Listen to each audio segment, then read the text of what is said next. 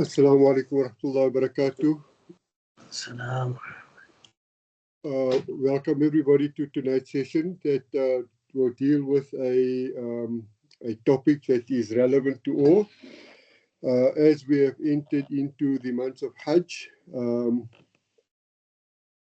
the month of Hajj does not start in the month of Hajj. It actually starts on the 1st of Shawwal. So just as we have commemorated a month of obedience to Allah subhanahu wa ta'ala by fasting, the very next day is Eid.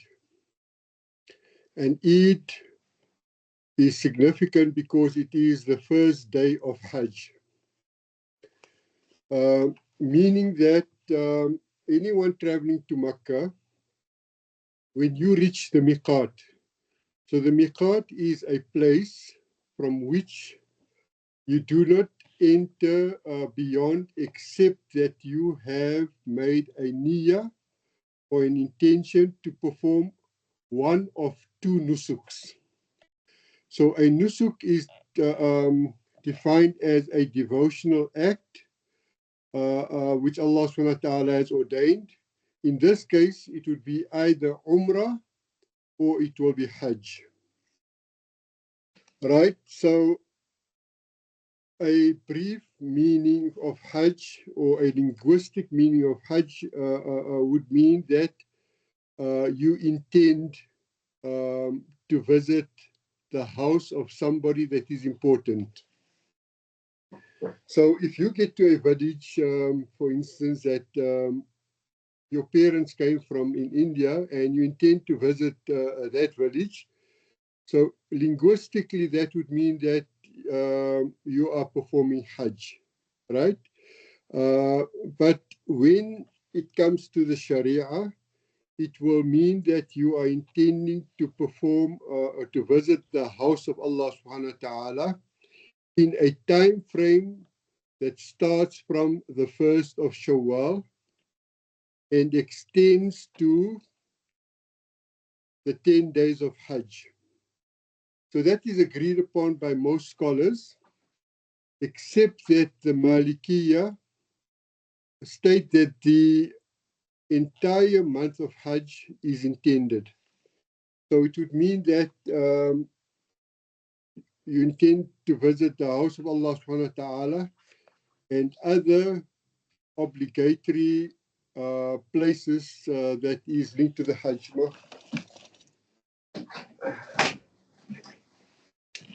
I have a cat that is phobia when doors are closed. You have to open it.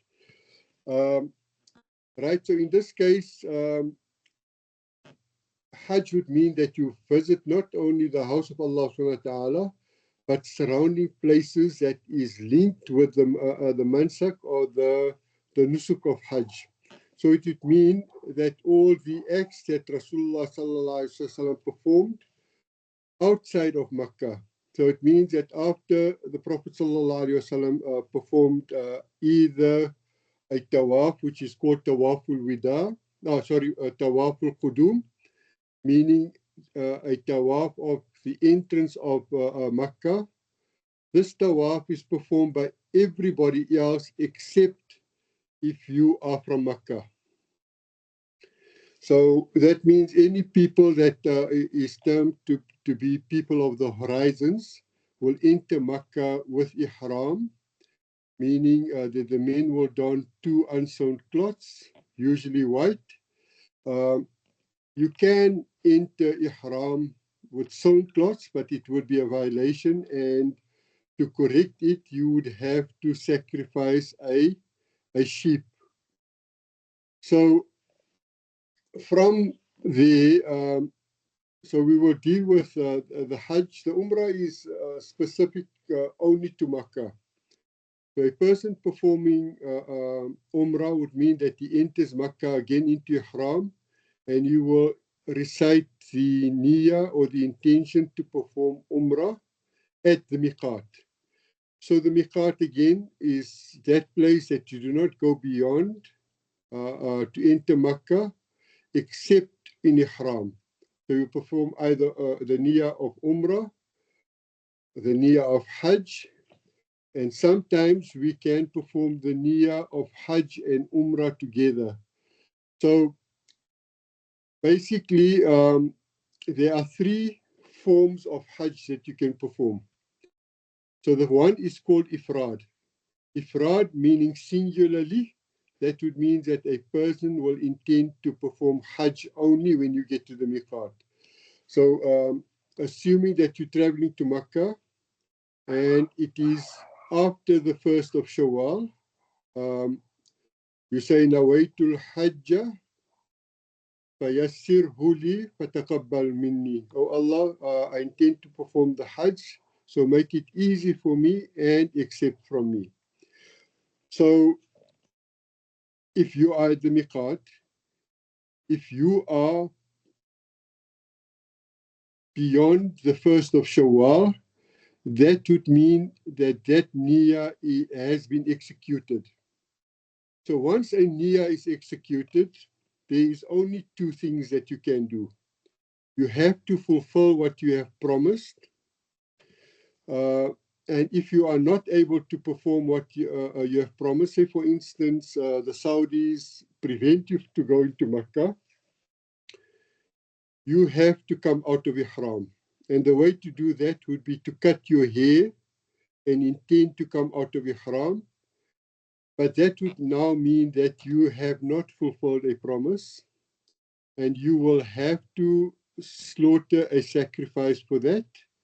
And you will have to perform that particular Hajj in the closest time that you are permitted to perform it. So if the borders are totally closed and you cannot go that year, that would mean you have to substitute that Hajj the following year immediately. So when you get to the Miqat, you renew your niyyah and you continue with the Hajj. Right, so what are the fundamentals or the arkans of a Hajj or Umrah? Okay, so the fundamentals or the arkans of the Hajj, firstly is the Ihram. So Ihram, although we physically mention that it is the clothes for men, the two white unsewn cloths that you wear when you get to the Miqat. For the women, the Ihram is in the exposure of their face and their hands. And that one is with the condition that there is no fitna. So it means that if there are numerous strange men in your vicinity as a woman, you will then cover your face in a manner that the cloth don't touch your face. So typically women would put on a cap and they put a veil over their heads. And when they fear that there are strange men in their company, they would lower the veil only for those for the duration that conditions allow it to do so, meaning that the men remain in close vicinity to her, and it would cause fitna, so then she is able to cover her face. But the condition would be that as soon as that threat has left, you have to uncover your face. You cannot remain in the state of covering your face, because the ihram for a woman is in exposing that face when it is possible for her to do so. So that would be the first rukun. So the ihram would include the niyyah that you intend to perform Hajj and that you will be at the Miqat anytime after the 1st of Shawwal. The second arkan or fundamental of Hajj would be to stand on the plains of Arafah. It is called Wuquf bil Arafah. So essentially it would mean that after the entrance of Zawal, into the plains of Arafah, and the sun just moves off the zenith. From that time, a person that has entered a muhrim, a person that has entered into ihram, will don the ihram. It means that he would have recited his intention already prior to getting to the plains of Arafah. That would have been at the miqat. And will now stand facing Qibla, exposing himself or herself to the sun as much as you can, as much as your health permits you. You will remain standing, and you will then engage in many devotional acts, which can include the reading of the Quran. It can be reading of the adhkar. For instance, that Nabi Muhammad sallallahu alaihi wasallam said, the best that was revealed to me and any of the prophets before me is the kalima la ilaha illallah wahdahu la sharika lah, lahul mulku wa lahul hamdu yuhyi wa yumit biyadil khairu wa huwa ala kulli shayin qadir. So typically, this particular dhikr is warid and Rasulullah sallallahu alaihi wasallam. So it is known that Rasulullah sallallahu alaihi wasallam used to read this dhikr throughout Arafah. And therefore you'll find that ulama, in writing formulas as to what you do on Arafah, one of the first ones that they highlight is to read this kalima, and some of them advise to read it at least 1,000 times. If you read in some of the other hadith, a person that reads this kalima, Allah subhanahu wa ta'ala will fulfill all his or her needs that she wanted. She came to the plain of Arafah to ask. So even if you don't have the time to express, oh Allah subhanahu wa ta'ala, I need something specifically, that dhikr would then include whatever you would have asked for. Then the next one would be the tawaf. So tawaf is a very important facet of ibadah, to such an extent that the Prophet ﷺ stated that at-tawafu kas-salah, that tawaf is exactly like salah, except that Allah subhanahu wa ta'ala has permitted us to speak during the tawaf, where you are not permitted to speak in salah. So for instance, if you are performing salah and you are not sure if you are in the third or the fourth raka'ah, you are not allowed to ask anybody. You would have to build your salah on what you can ascertain that I know that I've performed at least 2 rak'ahs. I'm not sure about the third one, but I'm going to build my salah on the fact that I know that I performed 2 rak'ahs at least. So you will add another 2 rak'ahs. When it comes to tawaf, so because it is like salah, you have to have wudu to be able to perform tawaf. So it means that you must be free from your menses. You must have performed wudu with the intention to perform tawaf. So if you are in your 4th tawaf and you are not sure, did I perform 2 or 3? If you are able to ask somebody, you can ask your partner, is this our 3rd tawaf? And that speech would not break your tawaf, because Rasulullah sallallahu alaihi wasallam has permitted you to speak, and he said that it is like salah, except that I have permitted you to speak in the tawaf. The other condition is that you are not able to communicate to others. Maybe they are strange or they speak different languages.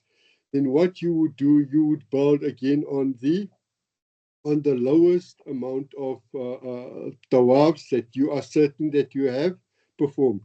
So if you're not sure if you have performed 4 and you know you have performed 3 at least, you then build on 4.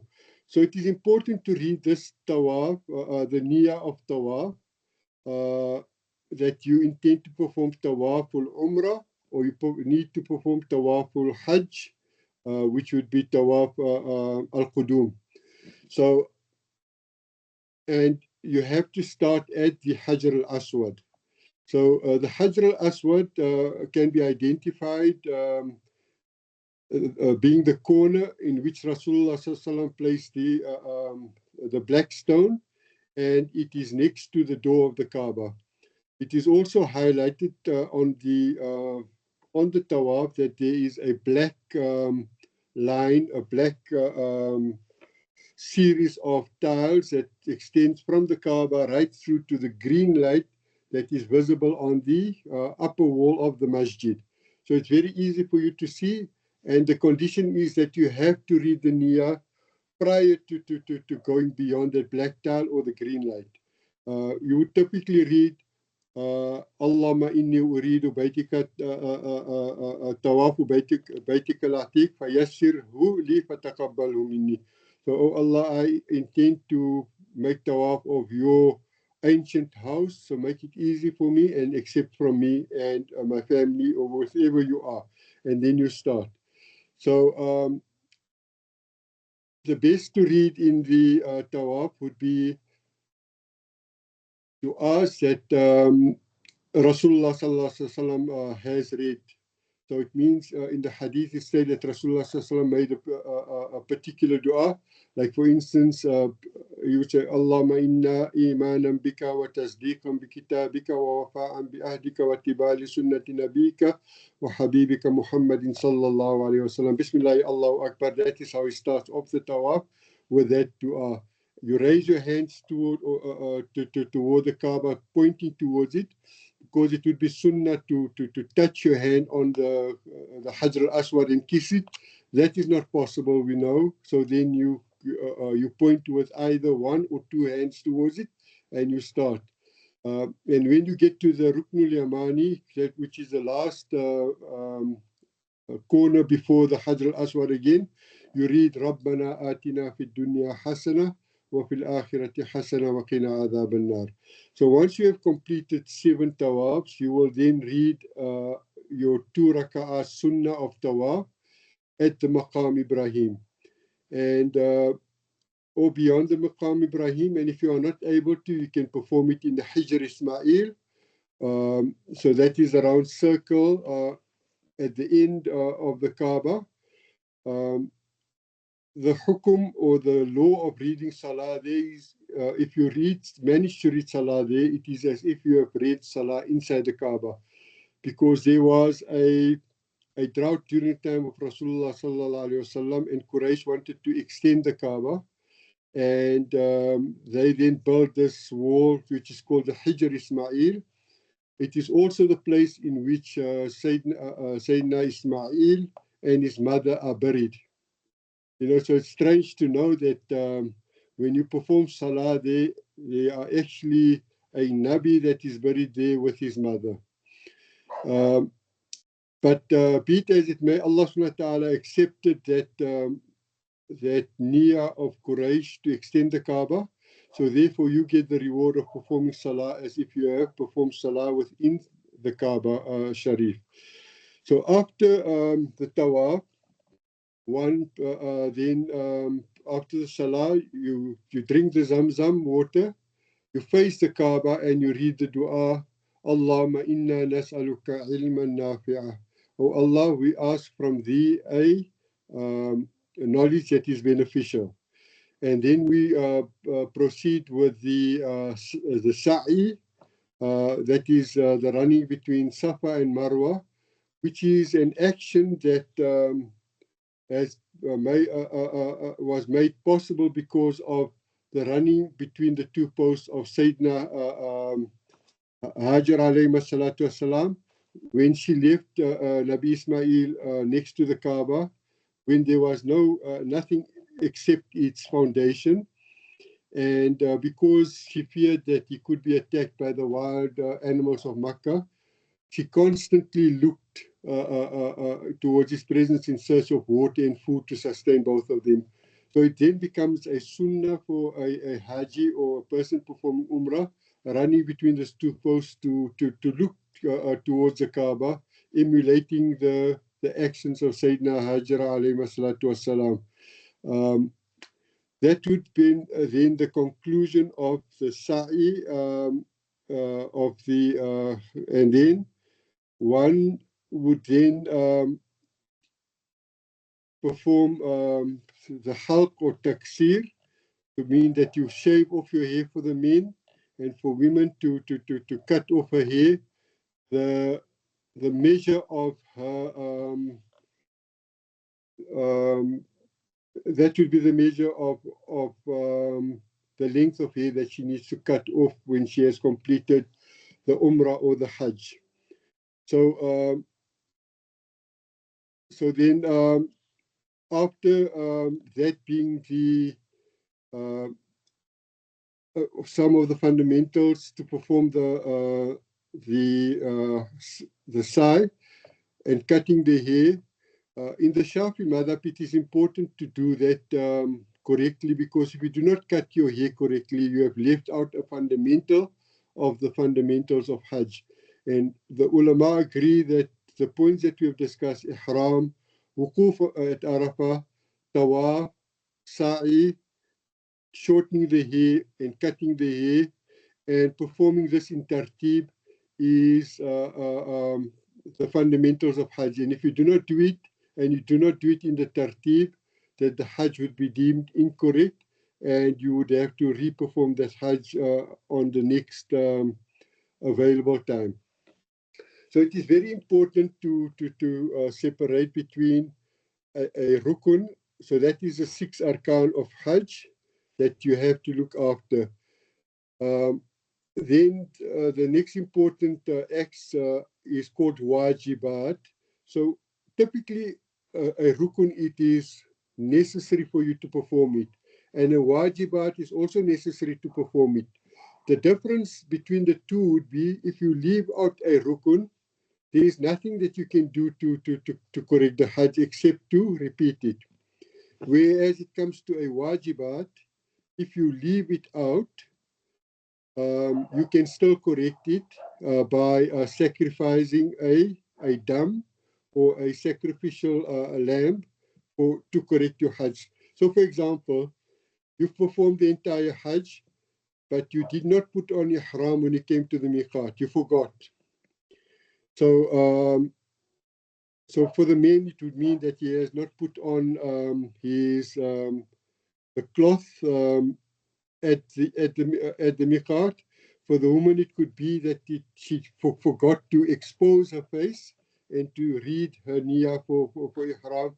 That would not nullify her Hajj, but it would mean that she would have to sacrifice a lamb to ensure that that Hajj is then still deemed to be correct. So in the absence of not performing a wajibat, and there is a valid excuse, your Hajj will still be deemed correct. The second of those wajibat acts would be to pelt the 3 jamarats. So it would mean to pelt Ula, Wusta, and Aqaba in sequence. Another wajibat would be to stay over at Muzdalifah.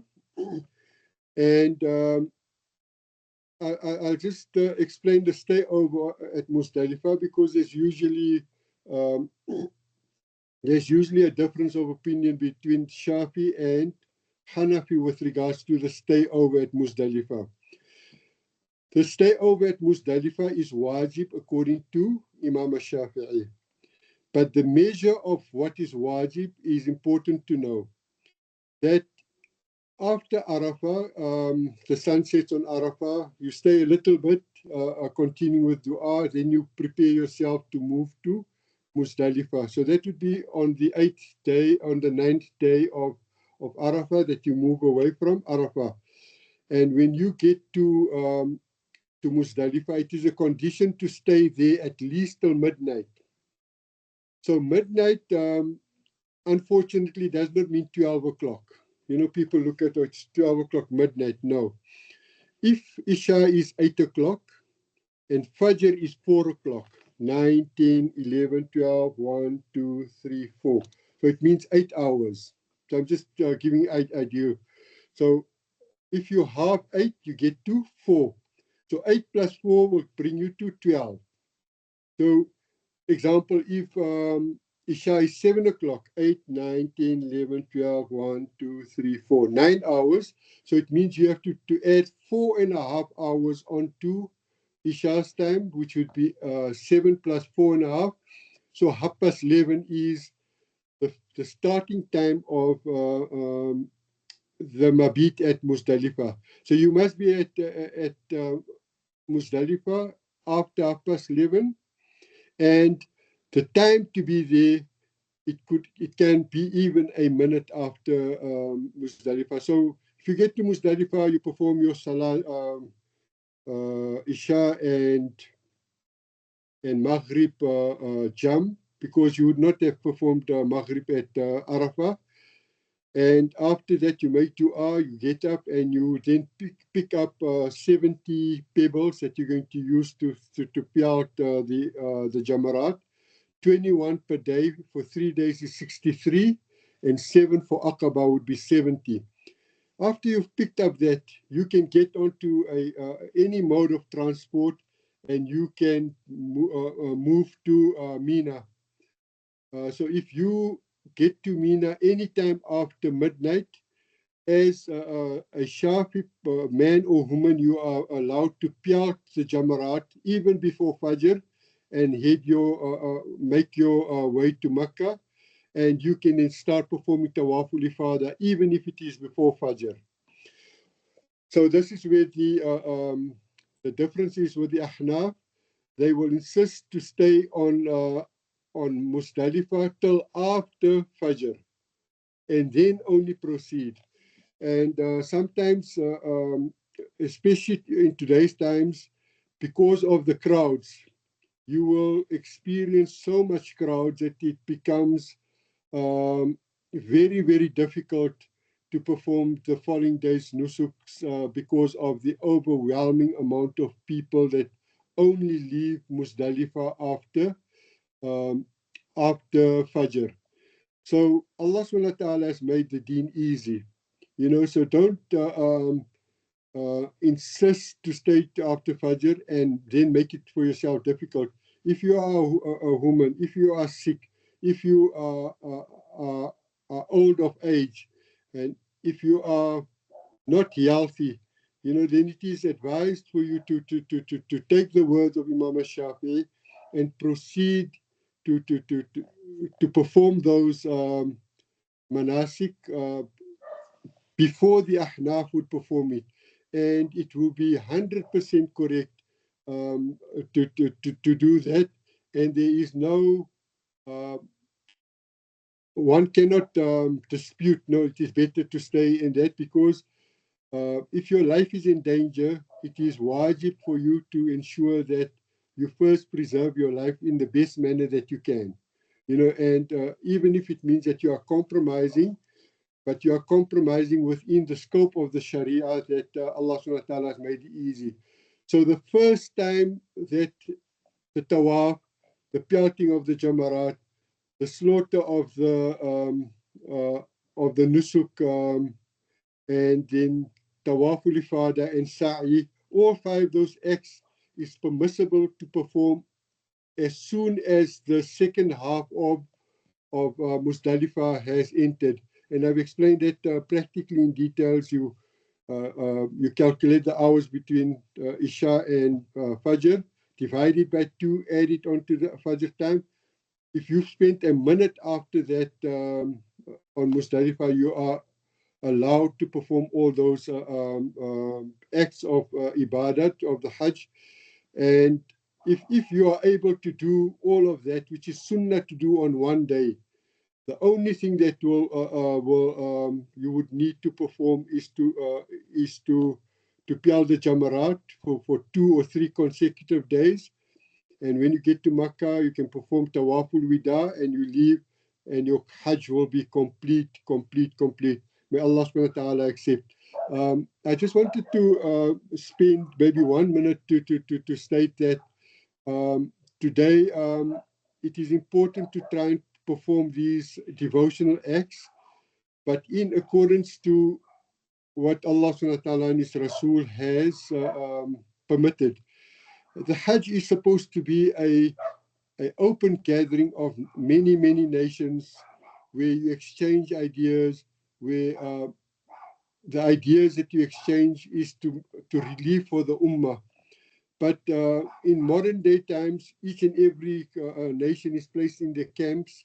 You have absolutely no communication with everybody else, or even the Saudis have made it taboo for you to raise any issues concerning the Ummah, like Palestine, which is really a shame, because this would have been a gathering that the Ummah comes together, where the rulers have failed the Ummah.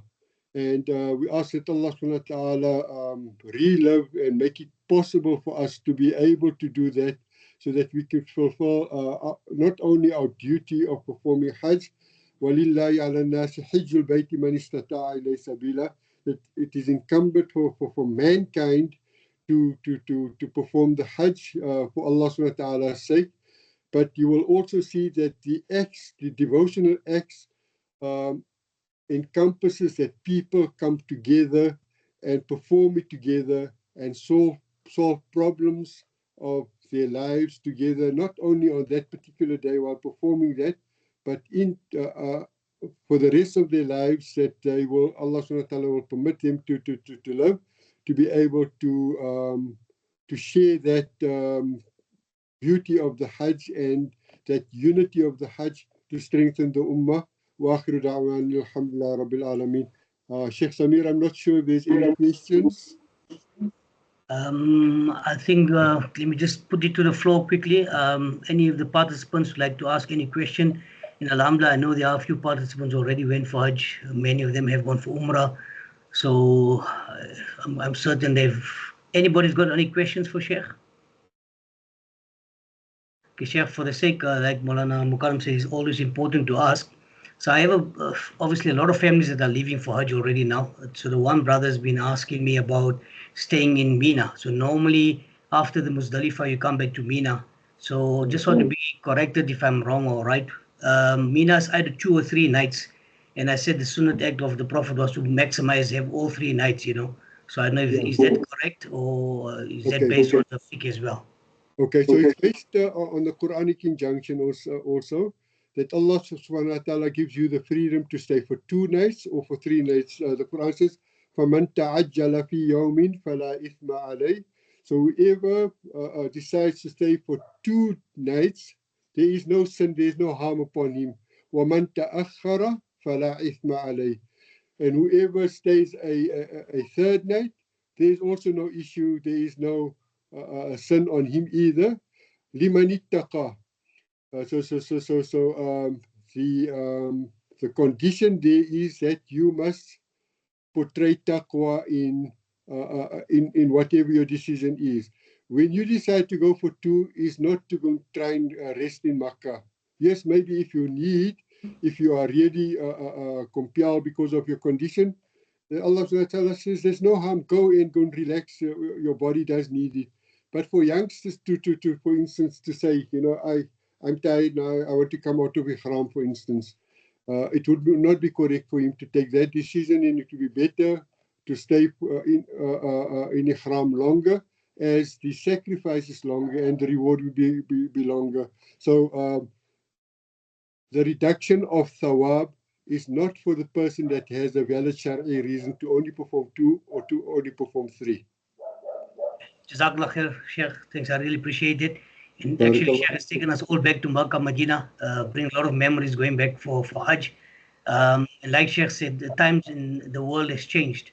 So the setup there is not like what it was in the past. We've got millions of people going.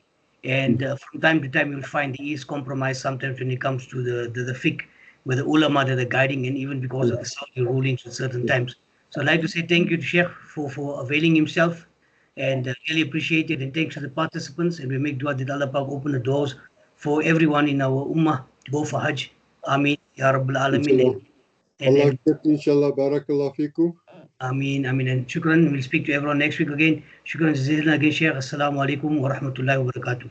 Walaikum salam. Sheikh Samir, just a final thing. If anybody wants, I can place answers on the group or you can send to me and I will answer, inshallah.